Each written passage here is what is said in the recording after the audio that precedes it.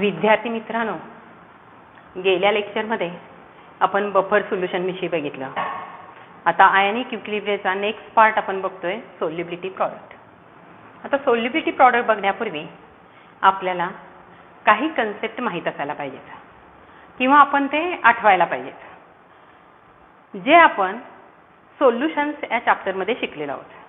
म्हणजे कसं, solubility in grams per decimetre cube, solubility in moles per decimetre cube, त्याच्यानंतर सोल्युशनचे types, unsaturated solution, saturated solution, super saturated solution. आता आपण solubility product बघत असताना पहिल्यांदा सॉल्टचे दोन टाइप बघितले. NaCl is a with strong electrolyte which is completely dissolved into an aqueous solution, gives Na plus Cl minus. Again there is another salt like AgCl which is sparingly soluble in water and gives ions in its saturated solution. म्हणजे काय झालं बघा, NaCl completely soluble होतं आणि AgCl स्पॅरिंगली soluble compound आहे. म्हणजे खूप कमी प्रमाणात ते पाण्यामध्ये विरघळतं, पण तरी सुद्धा ते स्ट्रॉंग इलेक्ट्रोलाइट आहे. म्हणजे काय, तर जेवढा अमाऊंट पाण्यामध्ये विरघळतो तेवढा त्याचं कंप्लीट डिसोसिएशन होतं. आता सोल्युबिलिटी प्रॉडक्ट बघत असताना आपल्याला काय बघायचं आहे, स्पॅरिंगली सोल्युबल इलेक्ट्रोलाइटच कन्सिडर करायचं. Consider sparingly soluble electrolyte AgCl. It gives Ag plus Cl minus ions in its aqueous solution. But in this aqueous solution also there will be undissolved AgCl molecules. And there is equilibrium exists between this solid AgCl and soluble ions in its saturated solution. And this equilibrium is known as solubility equilibrium. त्याला काय म्हटलं जातं, solubility equilibrium. कशामध्ये असतं ते equilibrium, undissolved AgCl in the solid state and dissolved ions in its saturated solution, and the equilibrium between both is called as solubility equilibrium. Again we calculate the solubility product Ksp. Again we calculate the equilibrium constant for this salt. The equilibrium constant is equal to concentration of Ag plus into concentration of Cl minus divided by concentration of AgCl. But here solid AgCl is present in very large amount. Solid AgCl is present in very large amount. Therefore concentration of AgCl is considered as a constant, another constant K dash. Therefore K into K dash is equal to concentration of Ag plus into concentration of Cl minus, and K into K dash is called as solubility product Ksp, where Ksp is the solubility product, and it is product of concentration of ions in its saturated solution at a given temperature. Again we take the general equation for explanation. General equation is that Bxay in equilibrium with Bxay gives Xby plus Yax minus. For a general salt, solubility equilibrium is Bxay solid plus Xby plus aqueous and Yax minus aqueous. Then again solubility product is equal to KSP is equal to concentration of By plus raised to x into concentration of Ax minus raised to y.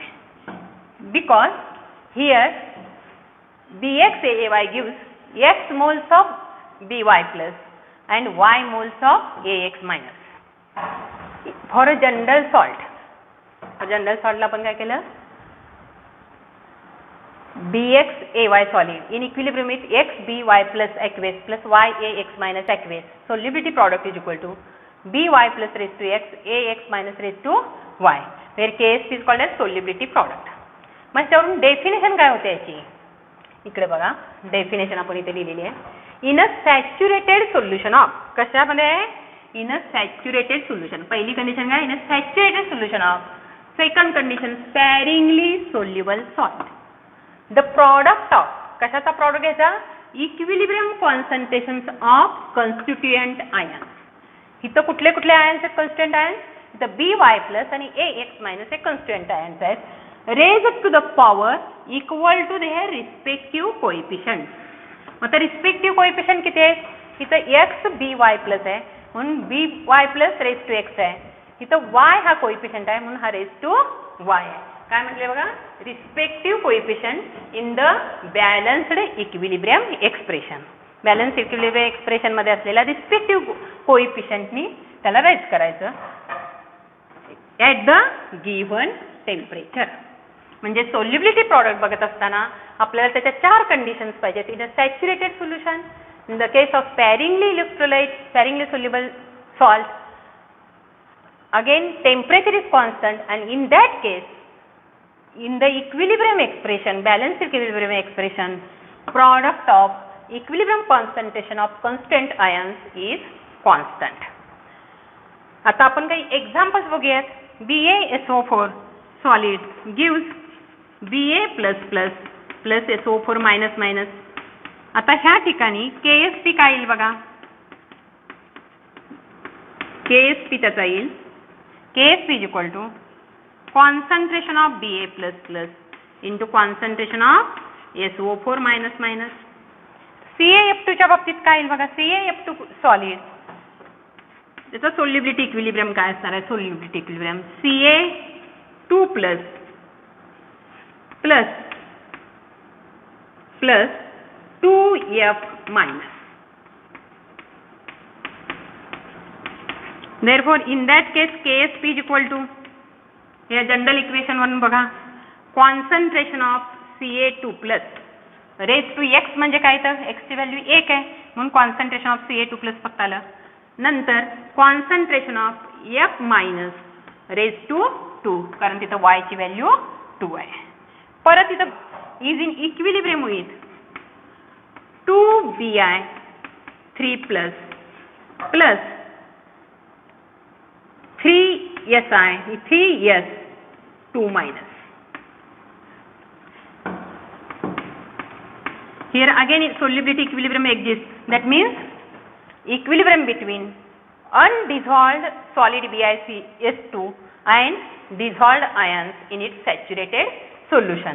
Therefore KSP is equal to concentration of Bi3 plus raised to 2 into concentration of S2 minus raised to 3.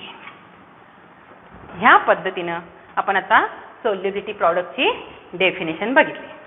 Relationship between solubility आणि solubility product हे बघत असताना solubility म्हणजे काय ते आपल्याला बघायला पाहिजे. हा कन्सेप्ट आपल्याला सोल्युशन या चॅप्टरमध्ये झालेला आहे तरी सुद्धा आपण परत एकदा बघतोय.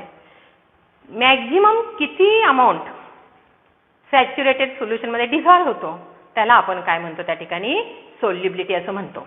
मग सोल्युबिलिटी म्हणजे काय, सॅच्युरेटेड सोल्युशन म्हणजे मॅक्झिमम किती ग्रॅम्स एका लिटर सॉल्व्हंटमध्ये डिझॉल्व्ह होऊ शकतात त्याला आपण काय म्हणतो, त्याची solubility in grams per litre. Molar सोल्युबिलिटीमध्ये काय बघतोय आपण, number of moles of compound that dissolve to give 1 litre of saturated solution. म्हणजे 1 लिटर सॅच्युरेटेड सोल्युशन मिळण्यासाठी किती नंबर ऑफ मोल्स त्या सोल्युशनमध्ये डिझॉल्व्ह होतात त्याला आपण काय म्हणतो, त्याची मोलर सोल्युबिलिटी. मग सोल्युबिलिटी आणि मोलर सोल्युबिलिटी ह्याच्यामधलं रिलेशन आपल्याला न्यूमरिकल सोडवताना यायला पाहिजे.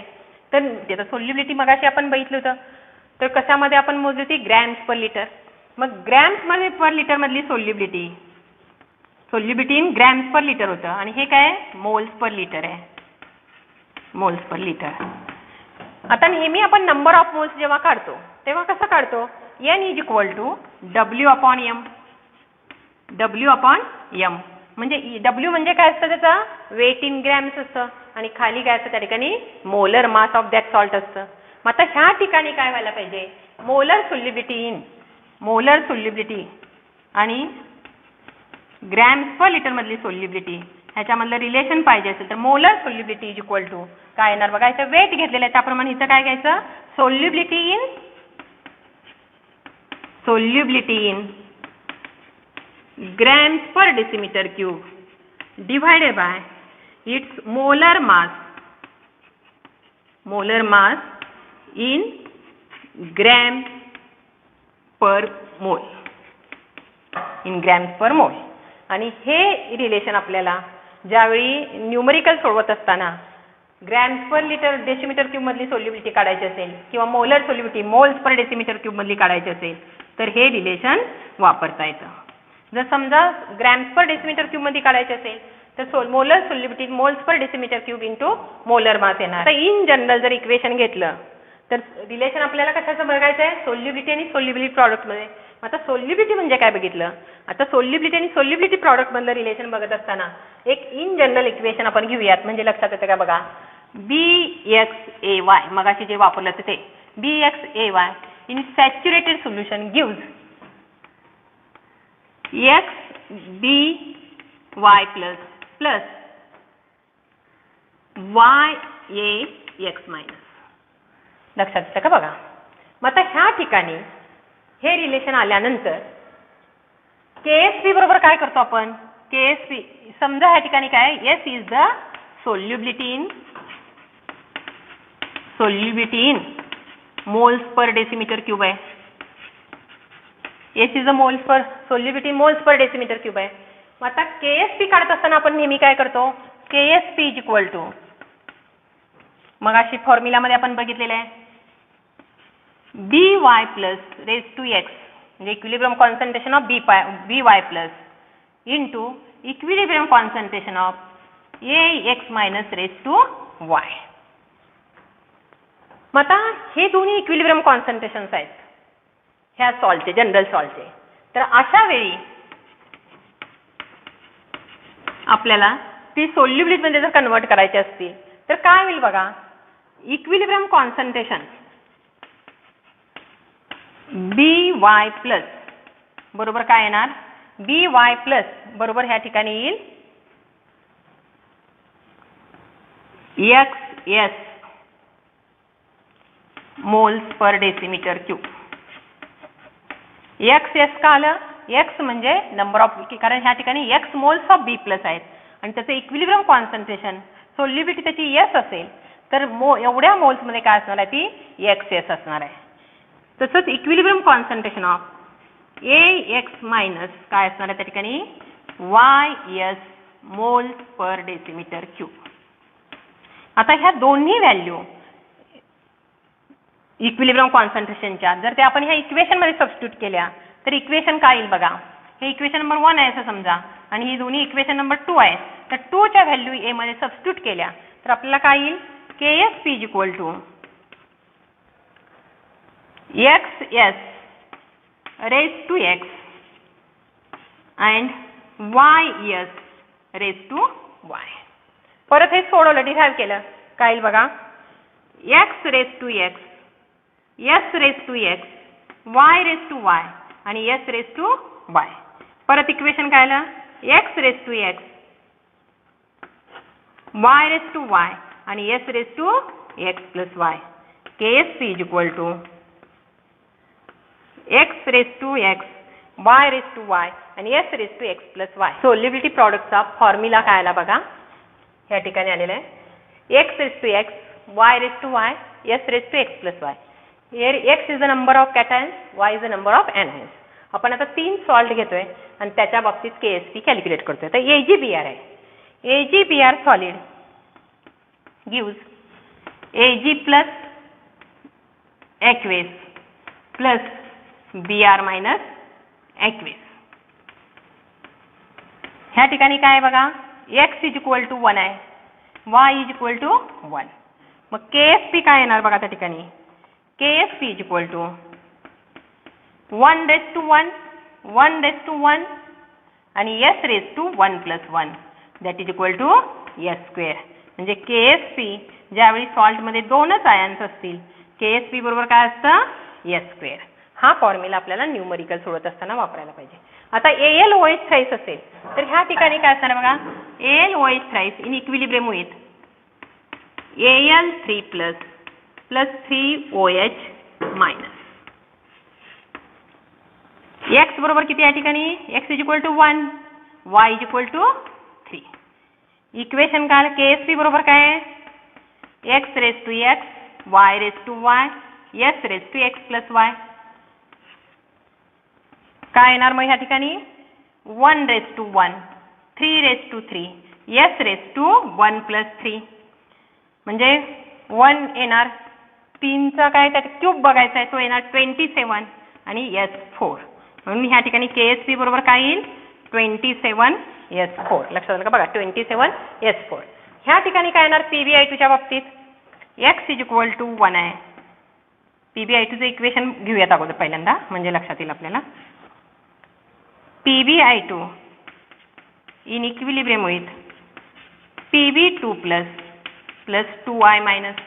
म्हणजे x किती आहे ठिकाणी, x = 1 आहे आणि y = 2 आहे. म्हणून इक्वेशन काय येणार बघा, x = 1, y = 2. Therefore KSP = 1:1 into काय आहे, 2:2 इंटू S⁻1 + 2. म्हणजेच काय येणार हे 4s³. KSP म्हणजे काय येणार ह्या ठिकाणी, 4s³. KSP = 4s³. इथं काय येतं, KSP = S² आणि इथं KSP = 27 S⁻4. म्हणजे ज्या प्रमाणात ते कॉन्स्टिट्युएंट आयन्स मिळतात त्या प्रमाणात सोल्युबिलिटी आणि KSP मधलं रिलेशन हे बदलतं. अजून एक महत्त्वाची गोष्ट लक्षात काय ठेवायची यामध्ये, सोल्युबिलिटी प्रॉडक्ट हा त्या सॉल्टचा त्या टेम्परेचरला कॉन्स्टंट असतो. सोल्युबिलिटी प्रॉडक्ट मधला शेवटचा पॉइंट आपण बघतोय, कंडिशन फॉर प्रिसिपिटेशन. आतापर्यंत आपण सोल्युबिलिटी म्हणजे काय बघितलं, सोल्युबिलिटी प्रॉडक्ट म्हणजे काय बघितलं. ह्या ठिकाणी एक नवीन टर्म आपल्याला बघायची आहे, म्हणजे पूर्वी झालेली आहे पण त्याला काय म्हणतो आपण, ionic product. Ionic product is the product of concentration of ions at any time. म्हणजे कमी विरघळलेला असताना सुद्धा, म्हणजे अनसॅच्युरेटेड कंडिशन असताना सुद्धा, सॅच्युरेटेड कंडिशन असताना सुद्धा आणि सुपर सॅच्युरेटेड कंडिशन असताना सुद्धा आपण आयोनिक प्रॉडक्ट त्या ठिकाणी काढू शकतो. पण सोल्युबिलिटी प्रॉडक्ट म्हणजे काय, solubility product is the product of equilibrium concentrations of ions at a constant temperature आणि in case of saturated solution of sparingly soluble electrolyte. मग त्यावेळी इक्विलिब्रियम कॉन्सन्ट्रेशन जेव्हा असेल त्याच वेळी कंडिशन असताना, इक्विलिब्रियम कंडिशन असताना इक्विलिब्रियम कॉन्सन्ट्रेशनचा जो गुणाकार घेतो त्याला आपण सोल्युबिलिटी प्रॉडक्ट असं म्हणतो. आणि सोल्युबिलिटी प्रॉडक्टची व्हॅल्यू ही त्या सॉल्टसाठी त्या टेम्परेचरला कॉन्स्टंट असते. जर टेम्परेचर बदललं तर मात्र सोल्युबिलिटी प्रॉडक्टची व्हॅल्यू ही बदलू शकते. मात्र ॲट अ गिव्हन टेम्परेचर असं त्या डेफिनेशनमध्ये आपण मगाशी बघितलंच होतं. म्हणजे सोल्युबिलिटी प्रॉडक्टची व्हॅल्यू ही त्या सॉल्टसाठी कॉन्स्टंट असते. मग आता कंडिशन फॉर प्रिसिपिटेशन आपण बघायचं आहे. मग प्रिसिपिटेशन आपल्याला केव्हा मिळतं, आपण लॅबोरेटरीमध्ये वेगवेगळे एक्सपेरिमेंट करतो, क्वालिटी अनालिसिस करतो, तेव्हा आपण बघतो फर्स्ट ए ग्रुपला प्रिसिपिटेट आला, सेकंड एला प्रिसिपिटेट आला सेकंडला. मग हे केव्हा प्रिसिपिटेट येतो, तर आयोनिक प्रॉडक्ट प्रिसिपिटेट येण्यासाठी आयोनिक प्रॉडक्ट आणि सोल्युबिलिटी प्रॉडक्ट ह्याच्यामधलं काय रिलेशन पाहिजे ते आपण आता बघतोय. मग कंडिशन्स किती आहेत प्रिसिपिटेशनच्या, आता 3 आहेत कंडिशन्स. पहिली कंडिशन काय बघा, ionic product is less than solubility product. म्हणजे समजा आता एखाद्या बीकरमध्ये कुठलं तरी मी सॉल्ट घेतलेला आहे, ह्या सॉल्टचा मला सोल्युबिलिटी प्रॉडक्ट माहिती आहे आणि मी फक्त काय केलेलं आहे, थोडं सॉल्ट ह्याच्यामध्ये डिझॉल्व केलेलं आहे. म्हणजे त्याचा आयोनिक प्रॉडक्ट काय झाला आणि त्याची KSP ची व्हॅल्यू मात्र काय आहे त्या ठिकाणी कॉन्स्टंट आहे. KSP ची व्हॅल्यू कॉन्स्टंट आहे आणि आयोनिक प्रॉडक्ट जो आला तो त्या सोल्युबिलिटी प्रॉडक्ट पेक्षा कमी आला तर त्या सोल्युशनला म्हणायचं अनसॅच्युरेटेड सोल्युशन. Unsaturated solution. आणि अशा वेळी त्या ठिकाणी प्रिसिपिटेशन फॉर्म होत नाही. and solution is unsaturated and precipitation does not occur. आता सेकंड कंडिशन काय बघा. सेकंड कंडिशन मध्ये आपण काय घेतलं, जर अशाच पद्धतीने मी त्याच्यामध्ये तो सॉल्ट ऍड करत गेले तर आयोनिक प्रॉडक्टची व्हॅल्यू सोल्युबिलिटी प्रॉडक्ट एवढी आली तर काय झालं, ionic product is equal to solubility product असेल तर ते सोल्युशन काय होतं, सोल्युबिलिटी प्रॉडक्ट जेव्हा बघतो तेव्हा ते सोल्युशन सॅच्युरेटेड असतं. म्हणजे या दोन्हीच्या किमती जेव्हा सारख्या असतील तेव्हा ते काय असेल, सोल्युशन सॅच्युरेटेड सोल्युशन असेल. काय असेल, सोल्युशन इज सॅच्युरेटेड आणि solubility equilibrium will be formed. Solubility equilibrium is formed. आता नंतरचा काय पॉइंट आहे बघा, तिसरा. असं करत करत जर मी अजून परत त्या सोल्युशन मध्ये सॉल्ट ऍड करत गेले तर अशा वेळी काय होणार, ionic product is greater than solubility product आणि हे सोल्युशन जे असेल ते काय असेल, सुपर सॅच्युरेटेड. सुपर सॅच्युरेटेड असाल. आणि आपण पीपीटी जेव्हा बघतो, पीपीटी किंवा आवश्यक म्हणजे काय असतात त्या ठिकाणी अनडिझॉल्व्ड पार्टिकल्स आलेले असतात. मग ionic product is greater than solubility product असेल तर सोल्युशन सुपर सॅच्युरेटेड असतं आणि precipitation takes place. PPT takes place.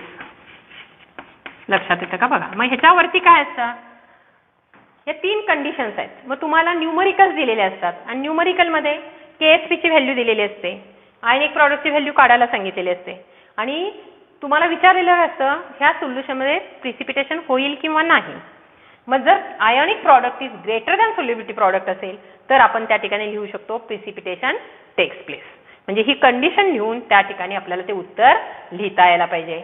आणि ह्या तिन्ही कंडिशनवरून ज्यावेळी आपण क्वालिटेटिव्ह अनालिसिस सुद्धा करतो त्यावेळी आयोनिक प्रॉडक्ट सोल्युबिलिटी प्रॉडक्ट पेक्षा जास्त असेल तर त्याच वेळी आपल्याला त्या ठिकाणी प्रिसिपिटेशन मिळतो.